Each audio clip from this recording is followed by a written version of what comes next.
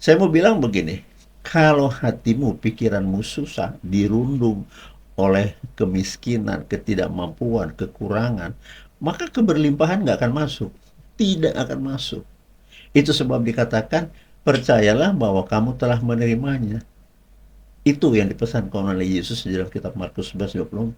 Kita harus mempercayai yang saya minta kepada Allah itu digenapi. Ya, seperti yang Yesus katakan kepada orang buta. Apa sih yang harus kuperbuat untuk kamu? Apa yang kau mau supaya kulakukan apa? Kalau saya melihat kata-kata yang disampaikan Yesus itu sangat luar biasa. Kita boleh ngomong apa saja kepada Yesus, yang akan mempertimbangkan yes or no, benar atau tidaknya adalah Dia. Oleh karena itu, perbaiki atau kualitas iman percaya kita, tegakkan sungguh-sungguh. Jangan endel-endel, jangan imannya kaleng-kaleng.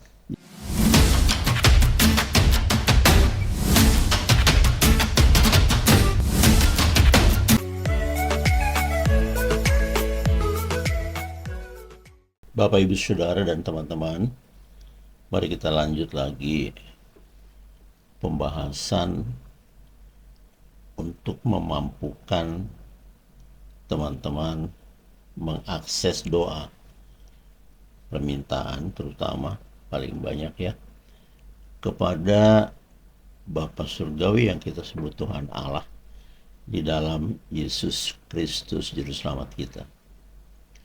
Bab Yesus juga sudah berpesan bahwa tidak ada satu orang pun di antara kita akan sampai suara kita kepada Bapa Surgawi kalau tidak melalui Dia. Di video-video yang lalu saya sudah katakan bahwa kenali Tuhan Yesus dengan benar. Bukan hanya dengan baik, dengan benar. Pesan-pesannya apa? Larangannya apa? Nasihatnya, perintahnya apa? Itu semua di dalam firman-Nya ada. Jadi sebenarnya kita saja yang harus rajin menimba, rajin untuk mempelajari, sebab Yesus juga berkata, pelajari firman-Ku. Bapak Ibu, cuman kita memang lengah ya. Yang kita banyak mempelajari bagaimana kita dapat uang dengan pengetahuan duniawi. Bahkan banyak kita tidak melibatkan Tuhan ya. Hanya menggunakan akal pikiran kita dan kemampuan kita belaka, padahal kita tidak mampu melakukan apapun tanpa pertolongan Tuhan. Itu udah jelas ya.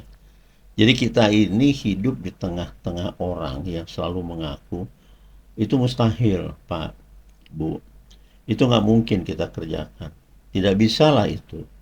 Tidak mungkin. Padahal Yesus mengajarkan, kalau kamu percaya kepadaku, saya ulang ya, kalau saudara percaya kepadaku, kata Yesus, maka tidak ada yang mustahil bagimu. Nah, ini harusnya dipegang erat.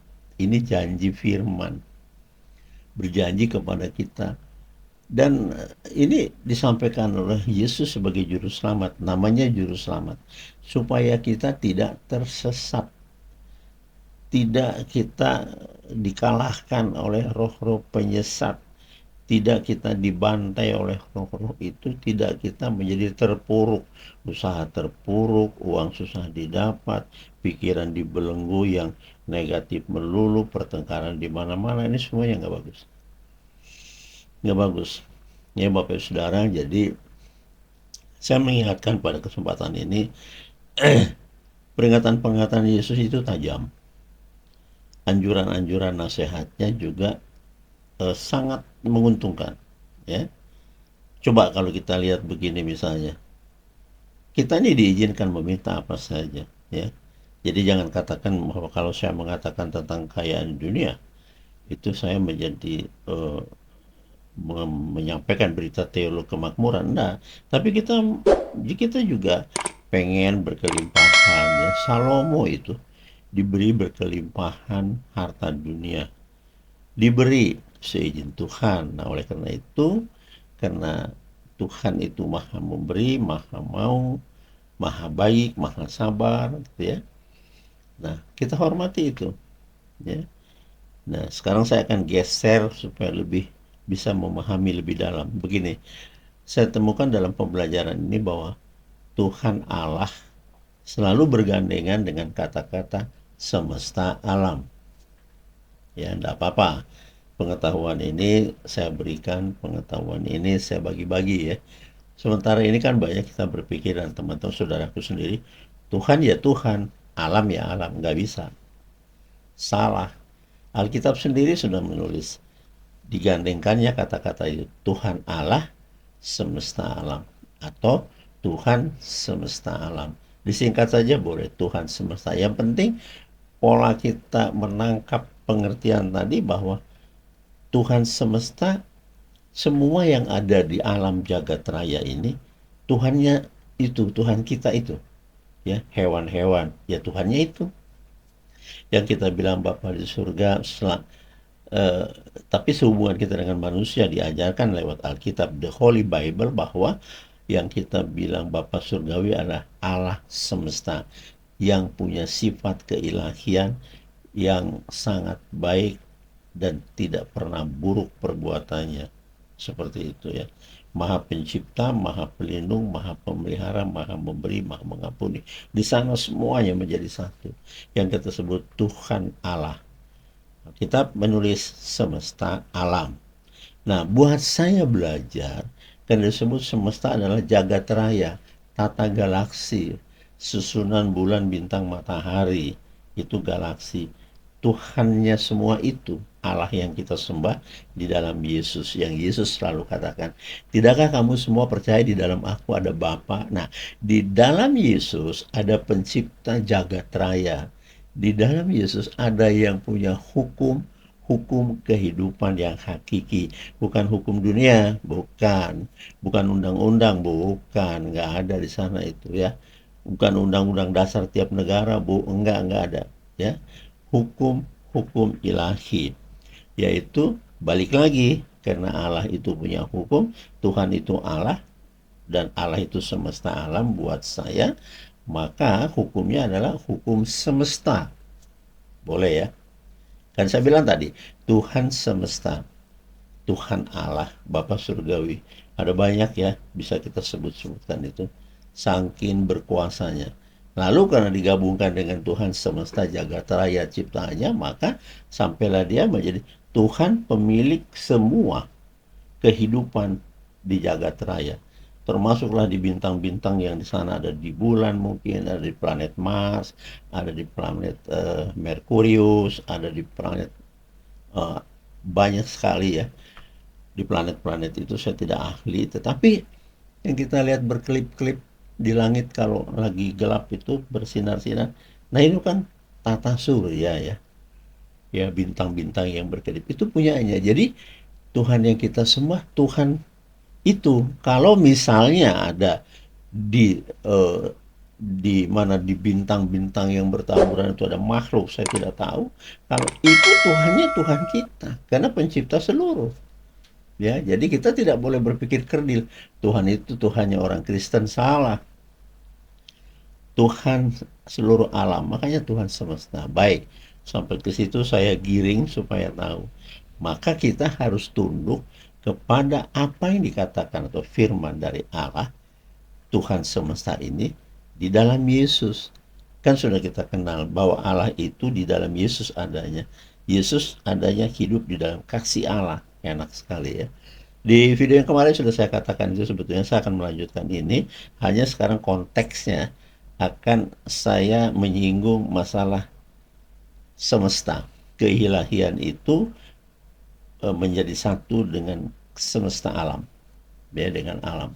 Lalu alam itu punya hukum. Contohnya begini, yang kita kenal waktu sekolah, ada hukum gravitasi, hukum gaya tarik bumi. Nah, ketika saya dapati dalam belajarnya Yesus berdiri di atas air, kok bisa? Kok nggak kelelep? Ya kan, kok bisa ngambang? Dia kan bukan tukang sulap, tukang sihir ya, memang begitu. Kenapa?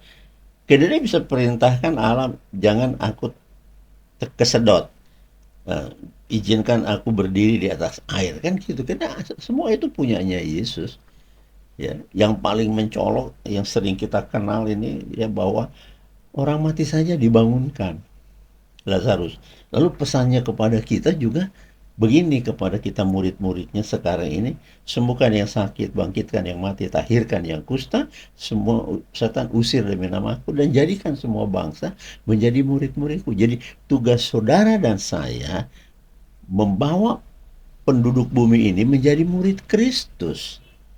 Ya, jadi tugas kita bukan ngumpul-ngumpul kekayaan, ya, terus flexing, terus sombong-sombongkan kekayaanmu seperti orang-orang yang diberitakan. Jangan.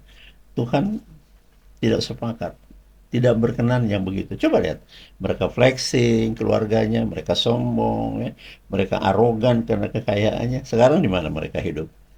Iya, Tuhan izinkan mereka dibelenggu oleh hukum-hukum dunia, dijatuhi hukum pidana lah itu, dan hukum-hukum dunia lainnya. Mengerikan. Bapak Ibu Saudara. Jadi biarlah kita hidup di dalam hukum kasih Allah, ya. Tadi saya kasih contoh. Ketika Allah juga bisa membelah laut menjadi dua, lalu terbelah laut itu di hadapan Musa, maka Musa pun selamat dengan seluruh bangsa Israel yang digandeng dibawa pulang atau urban dari Mesir sesuai dengan petunjuk Allah kepada Musa, saudara. Lihat itu. Bukan maunya Musa pergi ke Mesir, ke Firaun, tetapi maunya Allah. Pergilah ke sana, walaupun Musa ya, bimbang, mana bisa saya ke sana? Berbahaya, karena dia tahu bahwa penguasa di Mesir itu, Firaun itu jahat. Tapi dalam penyertaannya selamat, dan Harun saudaranya. Nah itu, jadi yang saya kasih lihat di sini bahwa yang punya hukum alam, yang bikin angin topan, angin puting beliung, angin tornado, tsunami di Aceh, di Indonesia ya, di Aceh, terus ada lagi longsor, gempa bumi, banjir bandang di Sukabumi, banjir bandang di Pekalongan, banjir bandang di Medan, di mana semua, di RRT di Cina, banjir bandang juga di Spanyol, kebakaran lagi di Los Angeles, terbakar menyala hutan, padahal hutan itu kan bukan bukan kayu api untuk masak nasi, berdiri kokoh, berdiri, daunnya itu kan lembab, basah, batangnya keras, menyala hutan itu. Saudara, saya belajarnya begitu. Jadi saya kagum, saya itu justru takut, ya. Saya dalam doa saya, Tuhan lindungi kami jika Engkau murka, kiranya kami tidak masuk dalam kemurkaan-Mu ya Allah. Kan begitu ya. Kita minta. Jadi jangan setiap berdoa minta duit, setiap berdoa minta kerjaan. Dia nggak punya rasa syukur, Bapak Ibu Saudara. Ya. Jadi alam ini memiliki energi. Ya, saya akan melompat ke situ ya. Alam ini, udara ini tidak kelihatan, tapi bekerja dahsyat. Contohnya begini. Saudara punya televisi, nyalakan. Menyala dia, on. Itu baru elektrik, listriknya aja baru on. Tapi Anda cari channelnya, misalnya, TV apa yang Anda mau buka. Apakah Anda tidak berpikir, saya sampai sekarang berpikir, hebatnya alam ini. Misalnya pembesar atau siapapun artis menyanyi di studio mereka yang jaraknya dari rumah saya misalnya 900 kilometer, seperti TV Jawa Pos TV ya, ada di Jawa Timur. Tapi bisa saya pantau loh di Jawa Barat. Betapa hebatnya, bagaimana caranya, saya nggak ambil pusing. Itu bukan ranah aku berpikir ke situ. Orang-orang yang diberkati oleh Tuhan sudah ada penemu-penemunya. Entah bagaimana itu siaran dari sana begitu jauh mampir di kamar saya putar, saya bisa hehehe hahaha ketawa, saya bisa ikut berpikir tentang peraturan pemerintah yang diumumkan, kan begitu. Nggak kelihatan, tapi ada. Benih-benih dalam jiwa saya seperti itu kental. Sehingga saya percaya ketika Yesus sekarang tidak kelihatan, dulu bergabung dengan manusia 2000 tahun yang lalu, sampai pulang ke surga, diperhatikan, diamati oleh murid-muridnya, melayang dia ke balik-balik awan, pulang ke rumah Bapa Yesus. Itu alam. Mungkin orang berpikir begini sampai hari ini. Kok bisa terangkat tubuhnya? Oh, saya udah bilang tadi. Hukum alam ini, energi-energi yang ada di alam ini nggak masuk akal. Kalau macam kita saya bilang tadi contohnya televisi, gimana masuk di akal kita? Toko TV aja nggak tahu. Coba tanya, Bang, bagaimana caranya gambarnya presiden di istana lagi pidato bisa sampai ke televisi ini nih yang mau saya beli. Paling dia bilang, Pak saya nggak ngurus, saya pengen gajian kerja di sini, bawa saja sudah dibeli, putar nanti Bapak juga bisa nonton. Kan begitu aja jawabnya. Yang tukang toko nggak tahu, pegawainya apalagi. Distributornya pun tidak tahu. Yang tahu itu teknisi-teknisinya. Nanti baru dia ngomong. Kalau udara ini nggak ada, frekuensi itu tidak berjalan. Getaran yang dipancarkan oleh sistem pertelevisian itu kan pemancar ya. Kita ini penerima, di sana sender, kita receiver. Ya kan? Di sana dipancarkan, send, dikirim, sender, dikirim. Perut gambar-gambar. Tapi kok bisa ya seorang presiden sedang berpidato, presiden apapun itu bajunya, jasnya nggak sampai ke tempat televisi kita karena hujan di jalan, lalu dia menjadi kehujanan. Kan gambar itu kena hujan waktu lewat. Itu kan konyol, nggak usah dipikir seperti itu. Jadi ada energi, ada frekuensi, ada vibrasi, dan ada semua itu yang mengantarkan sampai di depan biji mata kita. Percayalah. Loh, kalau saudara nggak percaya, masa saudara beli TV itu? Ada harganya sampai ratusan juta, kena layarnya lebar ya. Untuk percaya dunia saja Anda pelihara. Udah deh, gua percaya. Apalagi televisinya gede, ya tak? Setengah dinding rumahmu gitu ya. Duduk jarak jauh kelihatan besar semua. Main bola juga nontonnya enak dong untuk yang doyan main bola ini. Nah itu kan buat saya nggak pakar, nggak ahli. Ajaib bisa melompat. Walaupun dikenal ada transpondernya ya, disampaikan ke satelit di luar angkasa sana. Satelit Palapa berapa nggak tahu saya, dipancarkan lagi ke bumi, ya bulak-balik begitu. Itu saudara yang saya hormati kasih. Kalau udara nggak ada juga pemancar itu bisa diterima. Karena ada udara, sama dengan nafasmu. Udara nggak ada, semua kita keok, mati. Kan itu. Jadi alam ini nggak bisa diabaikan. Makanya ketika dikatakan bahwa mintalah, ya, jika ada keinginanmu, saudara punya keinginan, ingin kaya, ingin mobil, ingin rumah, mintalah kepadaku dalam namaku. Dalam nama Yesus ya. Jangan dalam nama tante, dalam nama nenekmu, nggak bisa. Dalam nama. Percayalah akan kuberikan kepadamu. Di sini mulai banyak orang tidak yakin. Karena selama hidupnya ini dijejelin dengan kesusahan dan kehidupannya dirundung oleh berbagai peristiwa yang tidak nyaman. Dan itu mengendap dalam otak bawah sadar. Bawah sadar itu tidak tahu ini benar, ini buruk, ini salah. Direkam semuanya. Direkam. Dan inilah nanti akan yang melandasi kegiatan kehidupan Anda ke depan.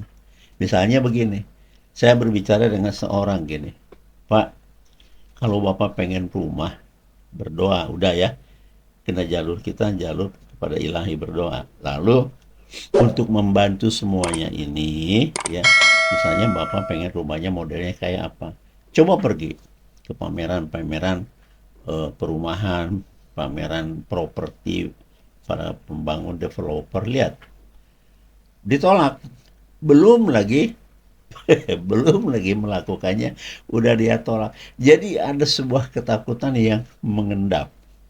Nggak mungkin Pak Besar, pasti yang ditawarkan di situ rumah-rumah yang di atas 700-an, 1 miliar dan seterusnya. Nggak salah juga memang begitu. Kan semua lokasi yang dikembangkan developer itu bagus. Iya toh, semua sistem di dalam komplek itu dengan CCTV, kontrol pengawas dan keamanannya. Terus ada one gate ya. Jadi di situ masuk ke komplek kalau mau bertamu dan situ pula keluarnya supaya bisa and so on ya. Begitu banyak. Lalu sudah mulai dia berkatakan nggak mungkin apa Saya kan seharian Bapak tahu saya hanya pedagang mie goreng sama bakso. Gimana saya bisa nanti melihat, sakit hati saya nanti harga rumah itu ya paling tidak di bawah 1 miliar sedikit lah, itu pun sudah yang biasa-biasa aja gitu kan gitu ya. Udah mulai berdialog. Padahal saya membantu dia. Bagi Yesus itu tidak ada yang tidak mungkin kalau kau minta. Dengar yang dikatakan oleh Tuhan. Mintalah apapun juga dan doakan, percayalah kau telah menerimanya. Karena itu disampaikan, mintalah. Atau dia sampaikan lagi begini, apa yang kau ingin supaya ku perbuat kepada orang buta itu? Apa yang kau ingin supaya ku perbuat? Lihat itu, kerendahan hati Yesus sebagai Tuhan, dia menampung keinginanmu apapun supaya kita penuh sukacita. Kita dibela-belain ya supaya kita tidak terkapar, supaya kita tidak melarat, tidak miskin. Wah, tidak, nggak mau. Dia, Yesus mau kita berkelimpahan, kita berkemakmuran, kita punya kelimpahan kesehatan, kita punya banyak sekali yang baik-baik dari surga. Damai sejahtera, punya empati, rasa kasih, membela sahabat. Itu semuanya yang Tuhan mau. Supaya kita menjadi berkat bagi orang lain. Nah kalau kita miskin, nggak punya apa-apa, mau berbagi apanya? Miskin pula hati, yang ada di hati ini dendam, jengkel, sungut-sungut, rasa kesal dalam hidup. Kenapa hidup saya begini Tuhan? Apa yang mau kita bagi dengan teman? Hidup kita juga kurang beres. Orang-orang yang beres hidupnya, orang-orang yang diberkati hidupnya, orang-orang ini yang diharapkan Tuhan menjadi berkat bagi bangsa-bangsa. Saya punya pengetahuan seperti ini, akan berbagi kepada saudara, share apa yang saya alami. Ini dia, supaya menjadi berkat bagi Anda dan saya terberkati oleh Tuhan. Amin. Kan gitu. Jadi ketika saya bagi-bagi begini, seperti saya bilang tadi, sahabat saya pergi lihat itu. Tapi karena sudah dijejelin dari dulunya, selama dia menikah sampai anaknya gede dan anaknya sudah berkeluarga, tetap aja jual ayam, apa tadi, nasi goreng. Tetap saja berjualan nasi goreng di tepi jalan dan bakso sampai malam baru pulang. Lah ini dipertahankan. Dia tidak punya eh, sebuah penglihatan ke depan, sebuah pengharapan, sebuah keinginan ya untuk mendobrak semua itu gitu loh. Karena baginya mustahil. Terbaca itu. Mustahil Pak Binsar, itu satu, dia berjualan. Orang-orang yang gajinya masih UMR, sama saja. Pak, nggak mungkin. Gaji saya kan cuma 4,6, 4,7 sebulan, kira-kira begitu keluhannya. Nggak mungkin. Lalu kemana ayat Tuhan yang mengatakan, jika engkau percaya kepadaku, tiada yang mustahil bagimu. Kenapa ini nggak dipegang? Itu kan janji Tuhan. Janji, masa Tuhan mengolok-olok? Enggak lah. Ya, saya sudah saya saksikan di video-video yang lalu-lalu. Saya sungguh-sungguh kepingin saya menjadi berkat bagi orang banyak. Kepingin. Itu dulu keinginan Tuhan, karena engkau meminta supaya aku, hambamu, menjadi berkat bagi orang banyak. Jadikanlah aku seperti itu dan kemudian mampukan aku seperti itu. Coba, ya, seorang sakit di rumahnya, saya ditelepon tengah malam. Saya harus datangi karena itu permintaan saya. Kan gitu ya. Saya minta Tuhan jadikan aku berkat bagi bangsa-bangsa. Nah kalau saya harus jadi berkat bagi bangsa-bangsa, kalau ada tugas begitu, Pak Binsar, tolong dong, saya sakit ini. Saya datangi. Saya datangi. Ya, dalam jarak terjangkau loh ya. Kalau waktu itu saya di Surabaya, yang misalnya minta pertolongan sakit itu, ya katakan saja mungkin di Semarang, di Solo, atau ya itu kan nggak jarak dekat lagi, jarak jauh saja kita sampaikan. Karena Yesus juga menyembuhkan hambanya seorang perwira, jaraknya jauh loh, nggak dipegang juga. Berdoa juga nggak Tuhan? Mau hebatnya ya. Sudahlah, Mas Perwira, pulang kamu. Imanmu raksasa hebat. Kau ketahui kemampuanku. Walaupun kau berdosa, pulang. Iya, sembuh. Seperti itu, Bapak Ibu. Jadi yang membuat sembuh hamba dari perwira itu dirinya sendiri.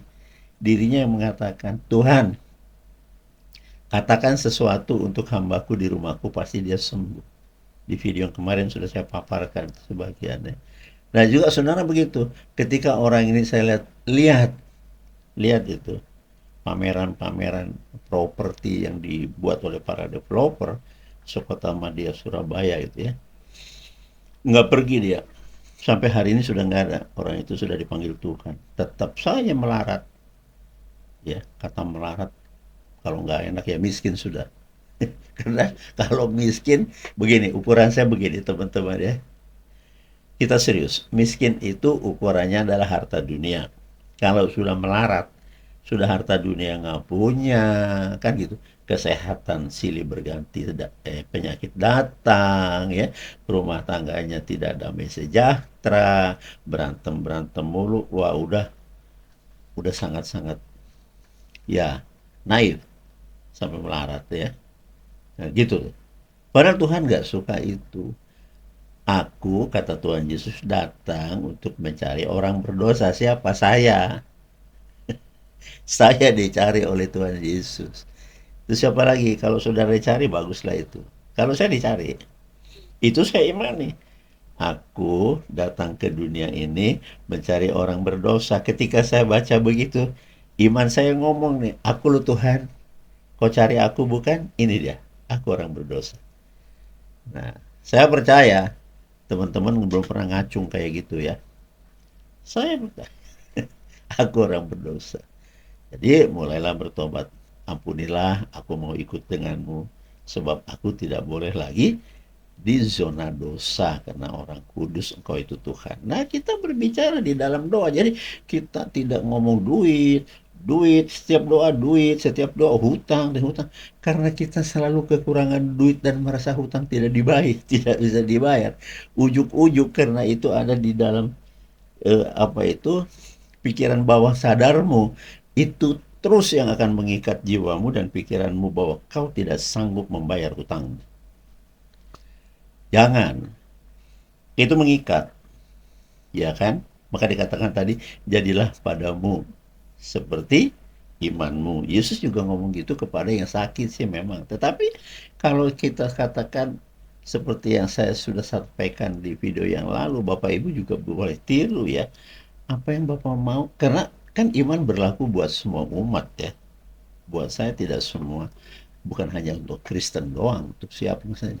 Jadilah kepadamu seperti perkataanmu, jadilah padamu seperti yang kau percaya, jadilah padamu seperti imanmu, jadilah padamu seperti kehendakmu. Wah, itu jadi. Jadi berarti yang membuat bapak dan ibu punya motor dan punya mobil, keinginanmu. Nah kalau keinginanmu yang Anda kau pancarkan dari jiwamu, energi yang keluar, selalu kekurangan aja. Gimana ya utang saya nggak lunas-lunas? Nggak bakal lunas.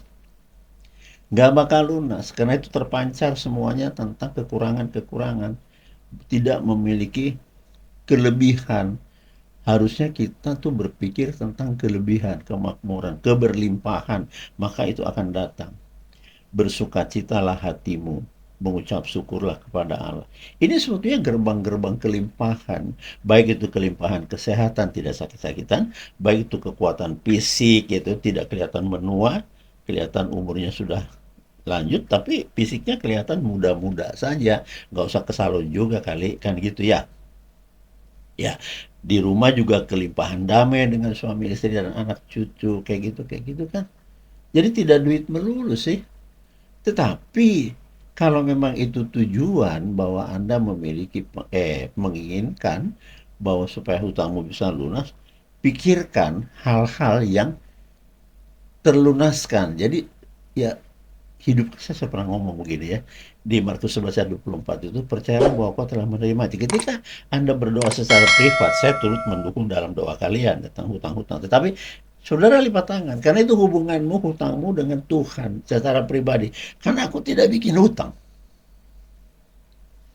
Kalian yang berhutang. Nah, kalian nih yang harus kontak. Nah, ini saya bangun video ini supaya teman-teman mampu mampu berbicara, mampu di dalam doa menyampaikan keinginanmu, mampu melakukan hubungan intim, mampu bersahabat dengan Tuhan sebaik-baiknya. Ya, jangan bermusuhan, bersungut-sungut, merengut, terus ya menyatakan bahwa kenapa saya hidup begini, jangan, nggak boleh.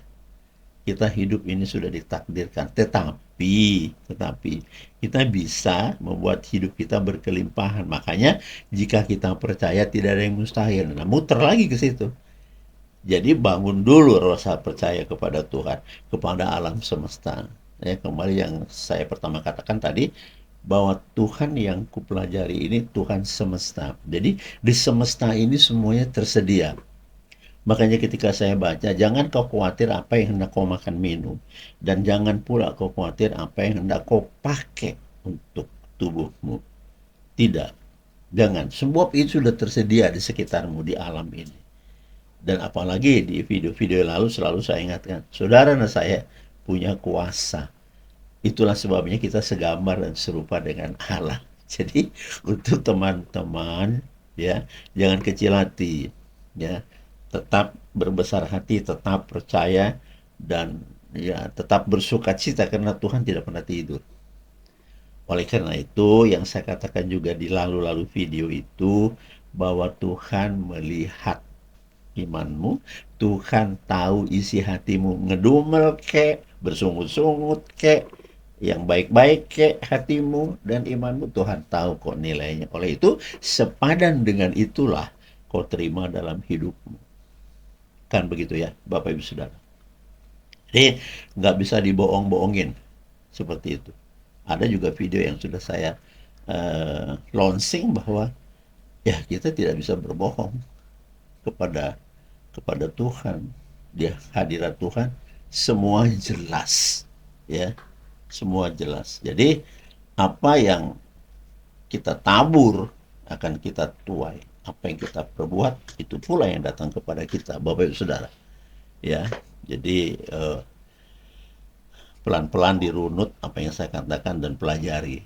Sebab itu adalah kebenaran. Kan tidak ada firman Tuhan itu berbohong-bohong, tidak ada. Kata-kata manusia di dalam dunia ini penuh dengan kelicikan, kebohongan, kejahatan, kenakalan, apa semua itu yang dipimpin oleh roh-roh penyesat. Sudah itu. Tapi kalau kita memang dipimpin oleh roh kemuliaan Tuhan yang disebut Roh Kudus, saudara sedang berjalan dalam kebenaran. Itu dia. Jadi untuk Bapak Ibu Saudara, ya, yang merasa hutangnya masih ada, atau yang mungkin uangnya digelapkan oleh orang, ya, tinggal serahkan kepada Tuhan, kepada alam semesta. Alam atau semesta akan merespon, ya, jalan yang terbaik. Karena itu jangan merengut dan jangan boleh berkesusahan hatimu. Saya mau bilang begini, kalau hatimu, pikiranmu susah, dirundung oleh kemiskinan, ketidakmampuan, kekurangan, maka keberlimpahan nggak akan masuk. Tidak akan masuk. Itu sebab dikatakan, percayalah bahwa kamu telah menerimanya. Itu yang dipesankan oleh Yesus di dalam kitab Markus 11:20. Kita harus mempercayai yang saya minta kepada Allah itu digenapi. Ya, seperti yang Yesus katakan kepada orang buta. Apa sih yang harus kuperbuat untuk kamu? Apa yang kau mau supaya kulakukan apa? Kalau saya melihat kata-kata yang disampaikan Yesus itu sangat luar biasa. Kita boleh ngomong apa saja kepada Yesus, yang akan mempertimbangkan yes or no, benar atau tidaknya adalah Dia. Oleh karena itu, perbaiki atau kualitas iman percaya kita, tegakkan sungguh-sungguh. Jangan endel-endel, jangan imannya kaleng-kaleng. Jangan. Ya, imannya harus serius. Kenapa? Saudara dilahirkan itu keseriusan surga. Saudara ada ditaruh di bumi dari rahim emak masing-masing. Ini Tuhan serius. Ya, tapi saya pikir ya, saya ngomong kayak begini tidak terlalu banyak orang percaya. Mungkin saya tidak tahu karena saya tidak sekondang teman-teman para pendeta yang lain. Saya nggak ngomong soal kependetaan, tetapi ini adalah masalah harga, di mana Anda berharga di mata Tuhan. Itu dia. Bagaimana menyampaikan berita-berita baik daripada Injil kepada jemaat atau teman saudaranya, kalau memang tidak dikuasai, tidak bisa, apalagi tidak pengalaman. Yesus mengalami hidupnya seperti itu, maka meninggalkan pesan bertobatlah itu misalnya. Percayalah itu lagi. Jangan kau khawatir, cemas, bimbang, galau, ragu itu lagi. Mintalah kepadaku dalam namaku itu lagi. Usir semua setan roh kejahatan demi namaku itu. Itu semuanya pasti dan pasti dan pasti. Tapi kita enggak. Banyak yang merengut. Kapan sih utang saya lunas? Gimana sih caranya bikin usaha?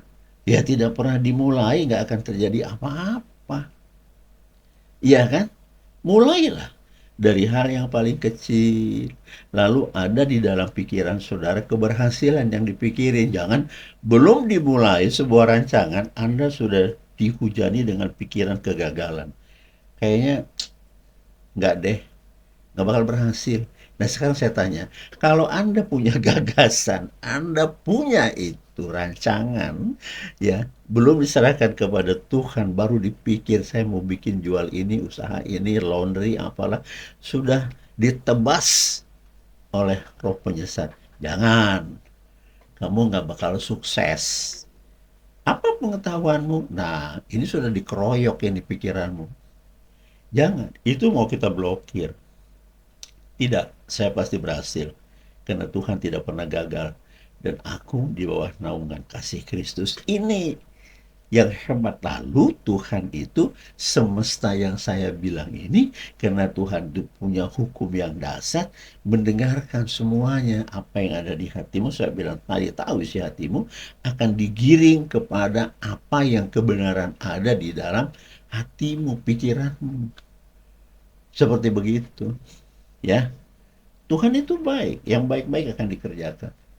Kalau misalnya anak-anak sekolah berantem, ya, berseteru, apa Anda tahu, saya nonton di TV, itu bukan dipimpin sama roh Tuhan, saudara. Itu semuanya roh kejahatan, suka ribut, berantem, menimbulkan keonaran, pertikaian, menimbulkan korban yang luka dan kesakitan, penduduk yang tidak tahu sebabnya berantem. Apa itu?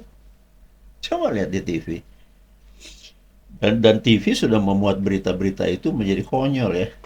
Terus aja dipaparin. Saya tidak tahu. Saya nggak ngurus itu. Yang saya mau Bapak Ibu Saudara itu menjadi berubah. Ya, berubahlah. Ya, ke alam. Kepada Yesus yang punya alam. Kita ngomong ke sana. Seperti tadi. Tidak ada satu orang pun sampai kepada Bapa kalau tidak melalui aku. Yesus ngomong, padaku telah diserahkan kuasa di surga dan di bumi. Jadi seluruh alam yang di bumi ini, alam ini dikuasai oleh Tuhan hukumnya. Makanya usir kuasa roh jahat demi namaku. Ketika saya bilang, hai, jangan tinggal dalam jiwa orang ini, demi Kristus aku mengusir. Dia pergi.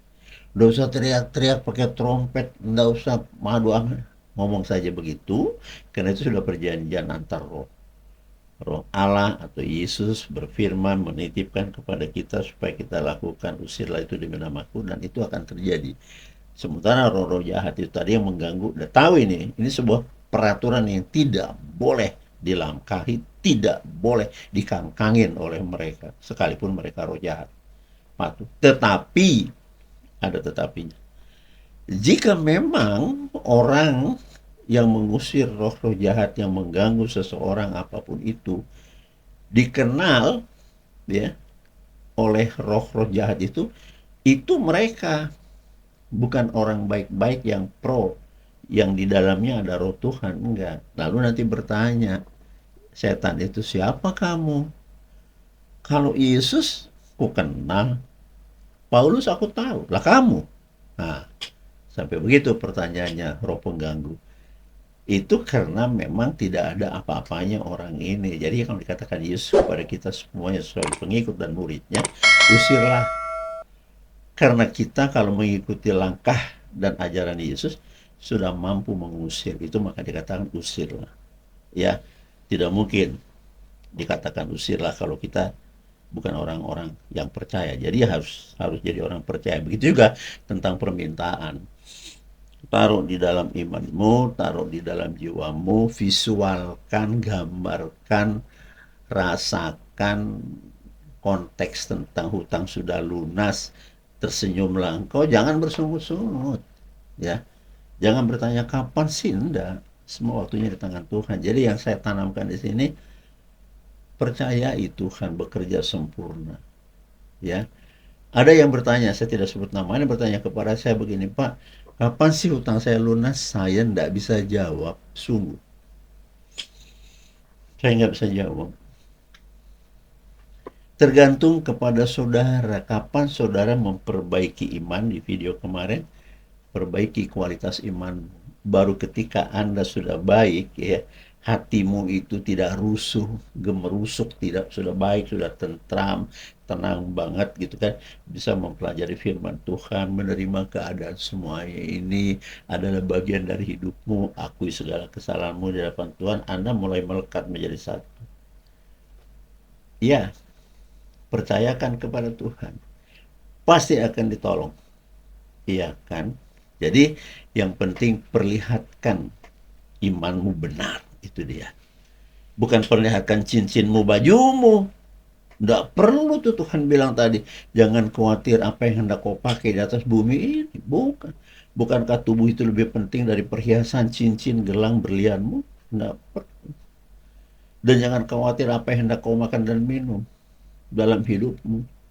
Sebab hidup itu lebih penting dari makanan. Artinya begini, kamu makan McDonald, atau kamu makan nasi kuning, atau kamu makan nasi putih hanya dengan tempe, sama saja. Makanan itu bikin hidup, bukan ragamnya, bukan. Karena kamu makan di restoran, ya, besar, harganya satu orang itu 125.000, lalu makan, pulang. Kan setelah makan, ujung-ujungnya dia kenyang. Setelah kenyang, besok mungkin, kalau ini makan malam, besok Anda kejamban. Yang Anda makan itu akan dibuang dengan sistem dalam tubuhmu. Tidak mungkin bertahan di situ. Wih, kemarin saya makan satu orang itu 250.000, kita kira begitu ya. Lalu bertahan dalam tubuh itu sampai seminggu. Wah, Anda sudah sakit itu. Kan siklus, masuk, keluar, masuk, keluar. Bukan karena yang dimakan itu 1,5 juta, Anda tidak ke mana, ke jamban, tahu ya, tidak dibuang, nggak mungkin, Anda sakit itu. Ada orang makan cuma nasi putih, cabai, kemudian tempe dan tahu yang masih hangat itu ya, ya, digoreng dadakan ya, tahu bulat digoreng dadakan, kan tetap juga dimakan malam ini, besok Anda harus ke jamban, Anda sehat. Kan bukan karena harganya. Maka dikatakan, ingat, jangan kau khawatir apa yang kau makan dan minum, sudah tersedia. Iya, Bapak Ibu Saudara, jadi yang berlatihlah. Berlatih berpikir yang baik-baik, yang enak-enak. Berlatihlah berpikir tentang hal-hal yang positif, hal-hal yang menyenangkan hatimu, kendati pun itu tidak langsung secara faktual kelihatan dan berhasil ya. Enggak. Saya selalu ulang lagi, ketika saya mau beli sebuah mobil, saya hanya, karena saya ketahui ini rumus atau firman Tuhan, saya percaya saja. Tetapi sudah saya visualkan, saya hidupkan semuanya dalam jiwa saya, mobil itu saya suka. Begitu. Sehingga apa yang ada padaku saat itu dengan merek yang lain, itu aku syukuri. Yang belum kuterima secara fakta, belum datang ke rumahku, aku syukuri. Itulah kehebatan rasa syukur.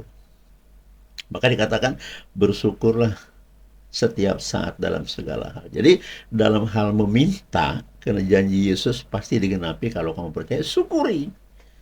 Bersyukurlah, bersukacitalah hatimu bahwa akan dijawab. Tapi kalau misalnya begini, wah, sudah 2 bulan kita minta kerja, nggak dijawab-jawab, gimana sih Tuhan? Nah, ini Anda sudah mulai bersungut-sungut. Surga akan mencoret semua permintaanmu. Ya, seperti yang saya bilang tempo hari, seorang sahabat di Timur Leste, dia bilang, Pak, ini yang ke-50. surat lamaran saya. Wih, besar sekali. Kenapa? 1 sampai 49 saya ajukan nggak ada panggilan. Gitu loh. Ya nggak salah juga sih ketika disodorkan ke saya bilang, ayo kita berdoa, pusatkan perhatianmu, di manakah kantor yang mau dilamar yang ke-50. Saya tahu Pak, ya supaya besok saya antarkan ke sana. Apakah kamu suka di situ? Suka, sudah. Kita berdoa bareng jarak jauh antara Jawa Barat dan Timur Leste. Wih, keren ya. Tapi iman saya percaya kalau orang yang minta pertolongan Yesus itu melalui rumah doa Abraham ini, gitu ya, percaya kalau dia yang sedang saya bawa di dalam doa ini percaya bahwa Yesus mendengarkan doa kita. Ya kalau dia nggak percaya sia-sia. Lalu selesai doanya nggak juga 2 hari 2 malam, nggak KKR juga saya, nggak teriak-teriak juga di rumah saya. Biasa aja berdoa lewat telepon. Berselang beberapa hari, nggak lama, nggak ke bulan-bulan, nggak. Dia ngomong. Itu pun ngomong sudah di kantornya yang baru. Pak, maaf terlambat. Mengambari pastor, ya katanya. Saya dipanggil pastor. Oh ya, gimana dek? Kena orang muda. Ya, saya tidak usah sebut namanya ya. Nanti saya jangan dilabrak. Tidak ada izin dari saya, nama saya disebut-sebut. Belum tentu juga kan ada orang suka seperti itu. Ya sudah. Lah terus, ya saya berharap beliau sedang nonton di Timur Leste video ini nanti. Saya udah berhasil Pak diterima. Terima kasih Pastor doanya. Doanya dahsyat. Ya, saya bilang begitu aja. Ya, bersyukurlah kepada Tuhan secara pribadi. Pribadimu bawa. Bentuklah pribadimu menjadi pribadi yang menyenangkan Tuhan. Bentuklah perilakumu menjadi perilaku yang bersahabat dengan semesta. Karena kau tidak lepas dari semesta. Saya sudah bilang, udara tidak ada, kita mati. Air tidak ada, kita juga mati. Tanaman mati, semua mati. 2 unsur itu. Belum lagi makanan. Makanan yang nggak ada, kita juga kelaparan. Kan begitu. Jadi dahsyat-dahsyat. Ya. Jadi kalau dikatakan, kasihi sesamamu, Bapak Ibu Saudara, saya makasih ingat, pemahaman saya begini, bukan sesama manusia saja. Kalau dikatakan di Alkitab, kasihi sesamamu, sesamamu itu saya breakdown, saya kupas, saya bawa menjadi lebih lebar. Kasihilah sesamamu yang diciptakan olehku. Oke? Jadi kita diberitahu untuk mengasihi semua hewan. Iya, hewan piaraan tentunya ya. Kasihi. Ya, kalau memang yang dikasihi banyak orang di zaman sekarang mempertontonkan tentang kekayaan hartanya, ya mungkin ada kucing yang harganya 50 juta. Ada kuda yang harganya 1 miliar. Itu dikasihi. Bagaimana dengan kuda yang lain? Yang juga ciptaan Allah, sama aja.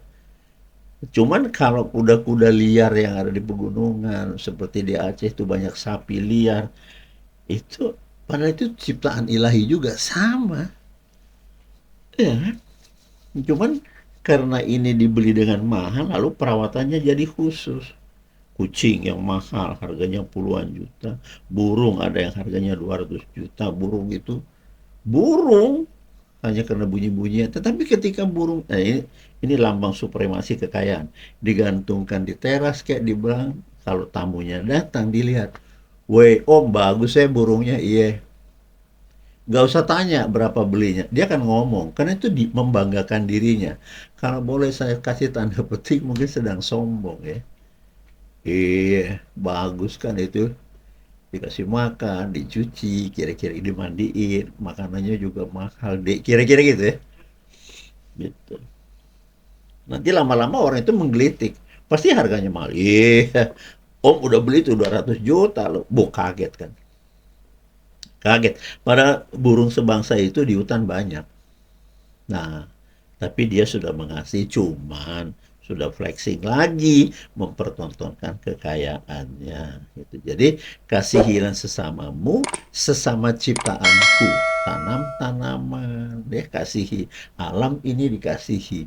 Jangan dibabat semuanya hutan di gunung itu, maka longsor. Jangan sembarangan buat sampah di sungai, makanya banjir. Kan gitu. Eh, jangan rawa-rawa itu diuruk jadi dibikin rumah mewah. Nanti kalau datang hujan, hujan kan nginepnya sudah beratus tahun di rawa-rawa itu.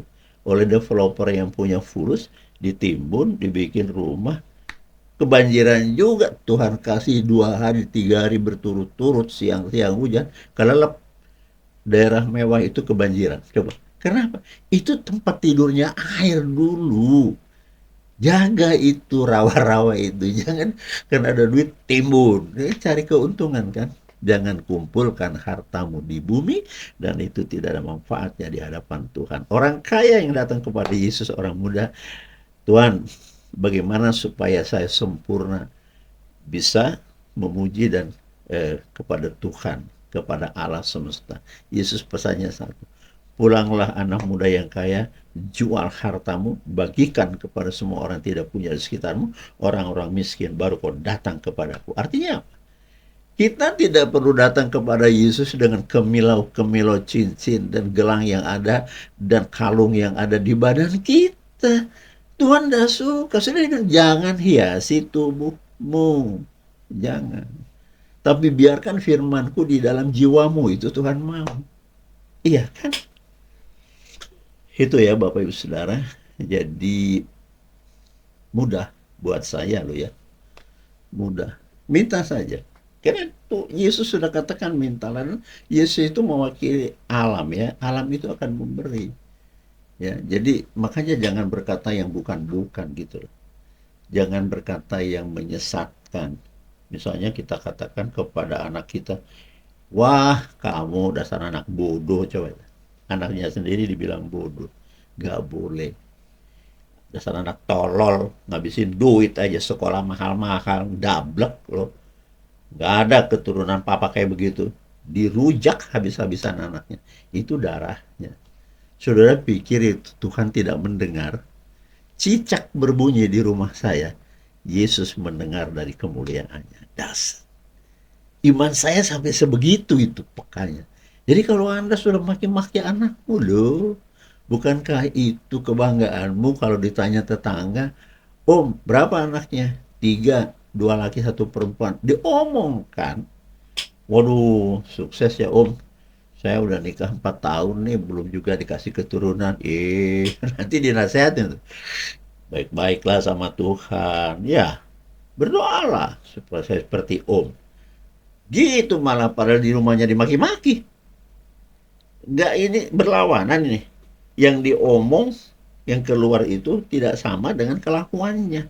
Sama dengan kita mengatakan, aku percaya padamu Yesus, hatinya enggak.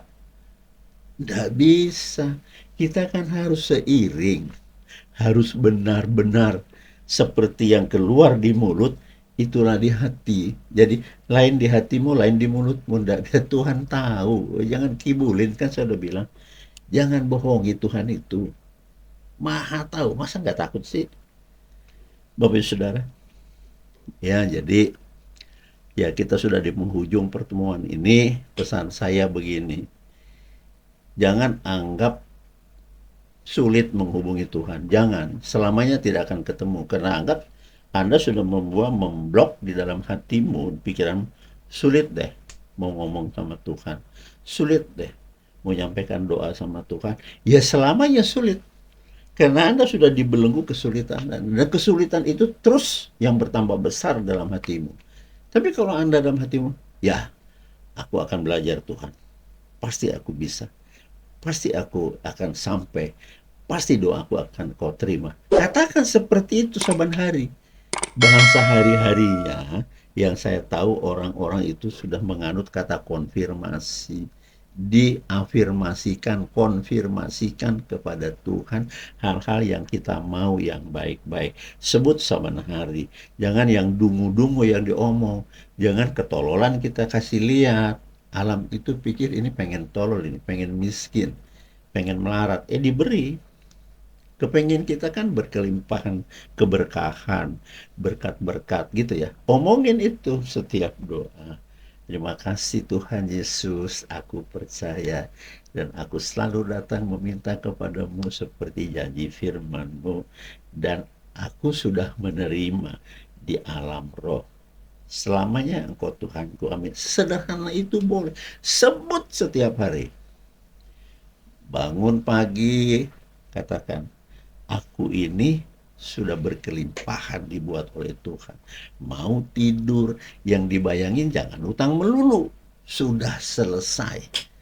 Kalau itu sudah Anda singkirkan dari jiwamu, Anda sudah memiliki kemenangan yang dahsyat.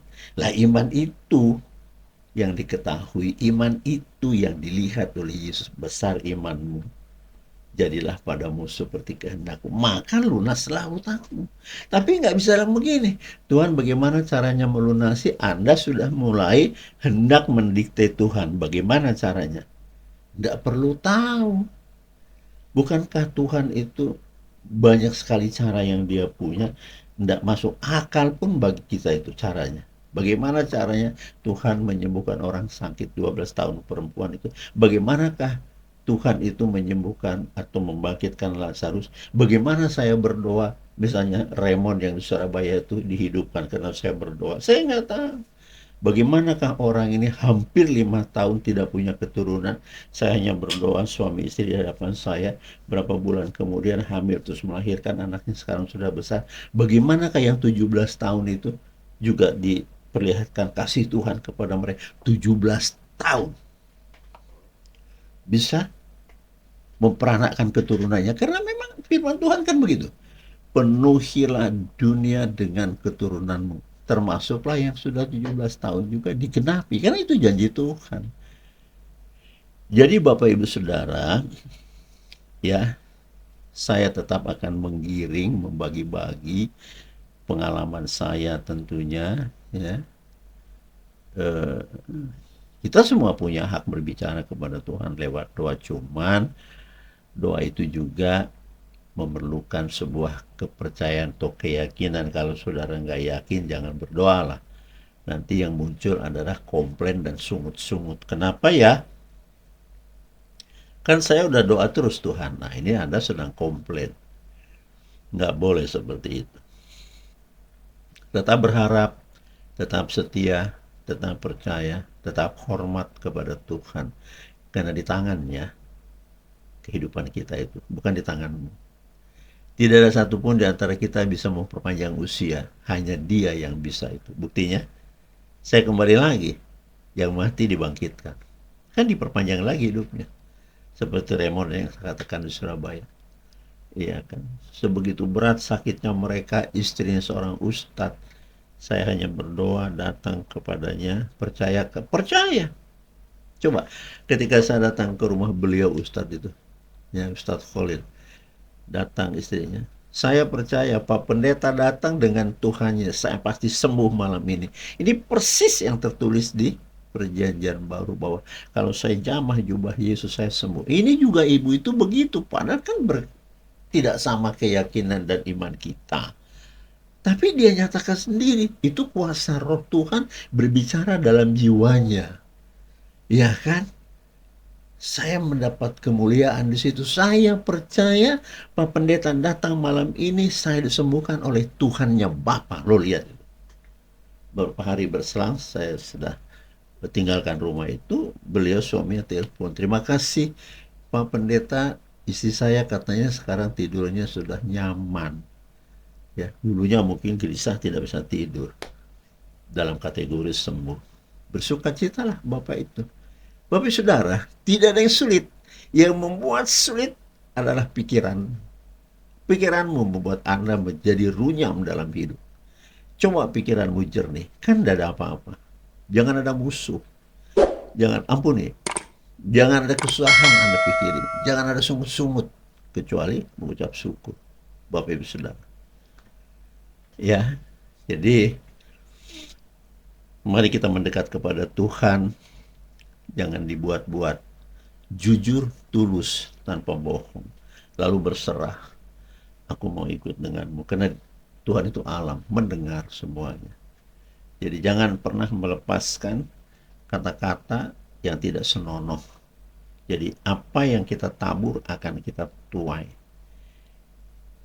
Melepaskan kata-kata yang tidak baik itu menabur namanya. Menabur energi-energi negatif lewat kata-kata, alam akan mengembalikan kepada menuai. Ya, iya, lepaskan yang baik-baik. Lepaskan. Berdoa untuk orang banyak. Biasakan Anda mendoakan orang banyak. Keluargamu, orang tuamu, saudaramu, mertuamu, temanmu. Doakan. Doakan. Saya mungkin masih banyak di antara kita kalau berdoa, doa sendiri. Dirinya saja yang didoain. Nggak salah. Saya mau katakan tidak salah. Ya, lipat tangan. Karena yang bermasalah kan dia. Minta tolong Tuhan, saya sakit Tuhan, saya utang saya belum. Itu aja terus saya bergumul pribadi. Enggak salah. Coba beranikan usung pribadi lain. Bawa pribadi lain. Saudaramu kah itu, iparmu kah itu, suamimu kah, istrimu kah. Tekun di dalam Tuhan, ubahkan hati suamiku. Demikian juga suami. Tuhan, kasihani istriku. Ngomong aja, nggak usah kedengaran juga sama orangnya. Dalam batinmu bicara.